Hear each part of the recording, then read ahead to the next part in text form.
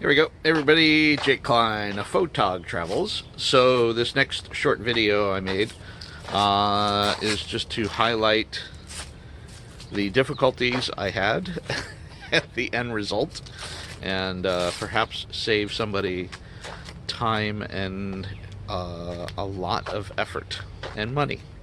So, long story short, I decided to get a larger motorcycle. In doing so, I needed to modify the carrier and the weight capacity or capabilities of my RV. So, I paid good money to a professional welding company, and they put together a great motorcycle carrier.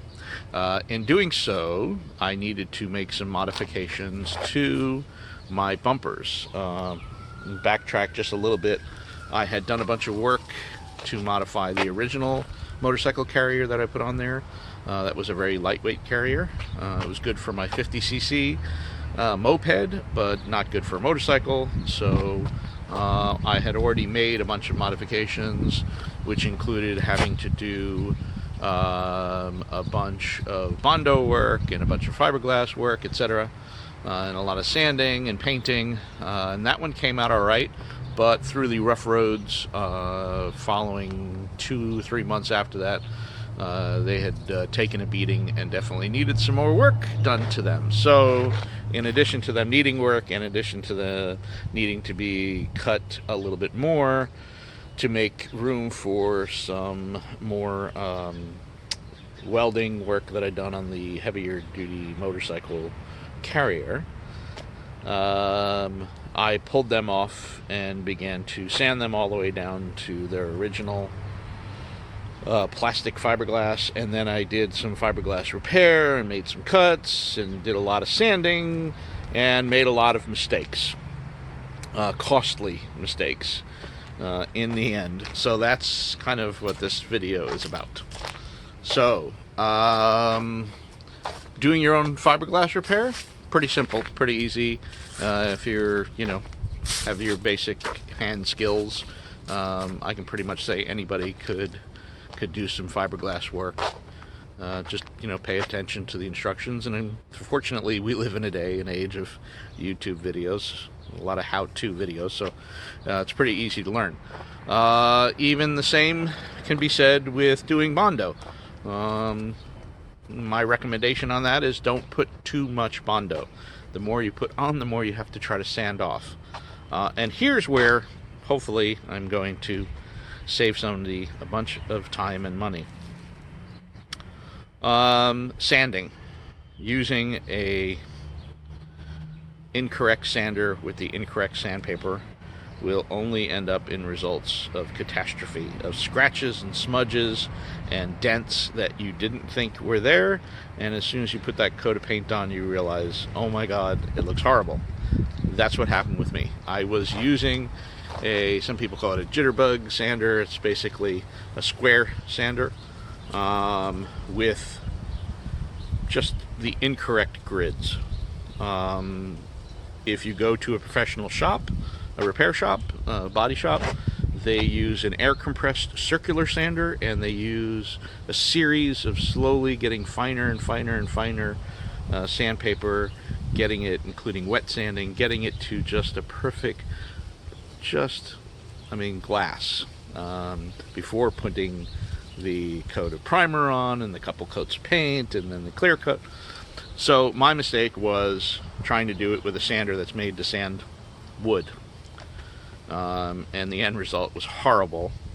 So the following video is one part of me actually doing a video of me sanding, which you can see I'm using absolutely the wrong tool. And then there's a few photos of the process. And yeah, so the end result, I will show you real quick. Well, you can't really see it too well, but the end result, I don't know how well you can see it in this light, is there are dings and dents and scratches and everything that just absolutely look horrible, and I ended up having to put screws in that look horrible just to hold it on for now till I have it fixed properly. I mismeasured on my cuts. There are waves, there are bumps, there are scratches.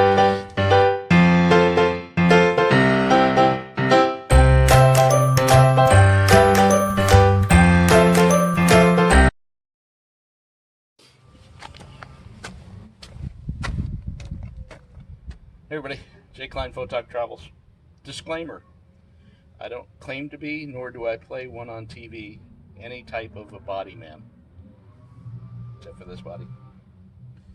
So this is now my second or third time doing repairs on the bumper. Been hit a couple times, had to do some work and clean it up. I'm going to have to go over it again, but right now what I'm doing is sanding everything that I did down. And then I'll have to fiberglass a little more, as well as getting rid of not only the coat of off color, in other words not the original color paint, but also the gloss. So I'm taking it down to the bare plastic almost, as much as I can, to smooth it all out, and then this time I will wet sand it after I'm done with the bondo and the fiberglass and bondo, and then I'll wet sand it down and hopefully find a matching paint, because this part on both sides of the bumper match up to a shiny gray that has it's a plastic, fiberglass plastic shine that's hard to match. I did contact the original maker, Winnebago, and they want, just for one can, which would barely cover one side of the bumper, $28. So I'm not looking to spend another, $50-$60 just in paint and hope that it looks good. So I will do my best to match it, and then I'll put a couple clear coats on it, and hopefully it'll match better than the way it did before. So in any case, the fun, glamorous part of working on your RV.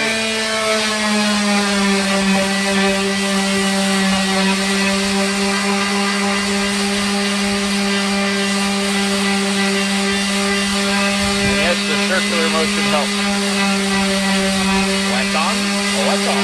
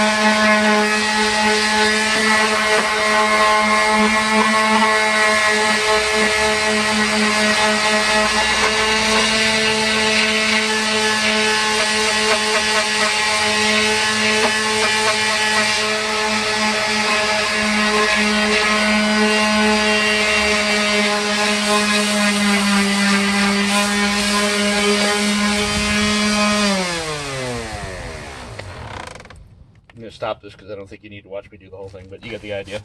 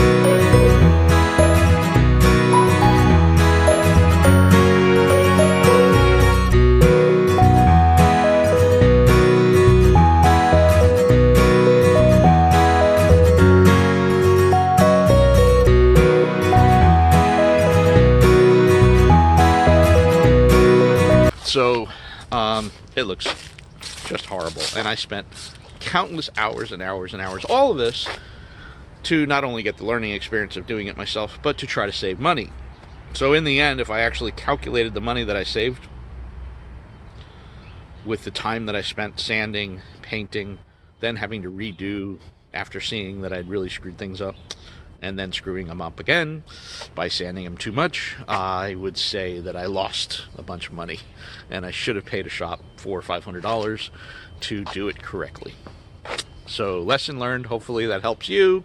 If it's just something simple on your RV, like somebody hits the bumper and it's just a crack, doing a simple fix like fiberglass and getting the right sanding paper. Just spend the money on the right sandpaper, the finest as possible. Don't put too much Bondo on so you're not having to sand so hard, and spend the money going to the manufacturer and getting the proper color-coded paint. It may take a little bit of research, especially if you have an older model like mine, which is an '08, but do the research, find the proper paint, spend the money, and if you don't think you can do that aspect of it, do what you can, and then bring it to a body shop and say, this is what I've done, what would you charge to finish up the job? Definitely, you will be grateful that you did that. Trust me, because I now, have spent all this money and time and effort to make the back of PD, my RV, look good, but now it looks horrible in my opinion because of what I did to the bumper. So yeah, in the end, I'm probably going to have to get new bumpers or something along the way, which is close to $1,000. Yeah, so big mistake. Please learn from my lesson and, follow my adventures. Jay Klein, Photog Travels. Thanks a lot.